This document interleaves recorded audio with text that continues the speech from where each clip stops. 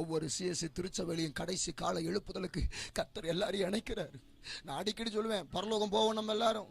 பரலோகம் போன உடனே எப்பா ஏஜி சர்ச்சுக்காரனே வா, இந்த பக்கம் ஒரு ஓரமாக உட்காரு, அப்படியே நடுவில் ஒரு காம்பவுண்ட் அப்படியே வரிசையாக கட்டி விட்ட மாதிரியும், எப்பா சிஎஸ்சிக்காரரே இங்கே வா, இந்தா இதுக்குள்ளே மட்டும் உங்கள் ஜனம் இருக்கட்டும், அதுக்கு பக்கத்தில் அப்படியே காம்பவுண்டை வரிசையாக கட்டி விட்ட மாதிரியும், டிஎல்சியா வா வா அந்த காம்பவுண்டில் வா, அப்படியே வரிசையாக கட்டி விட்டு கர்த்தர் ஆராதிங்க அப்படின்னு சொல்லி காம்பவுண்ட் சுவராக கட்டி வச்சிருக்கிறாரு பரலோகத்தில்.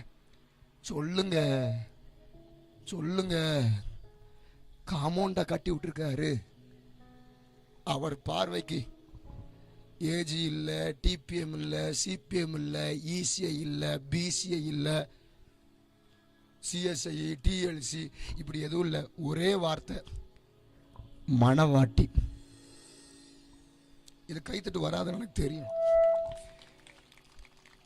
சத்தியம் பேசினால குத்துது பாருங்க. அல்லேலூயா.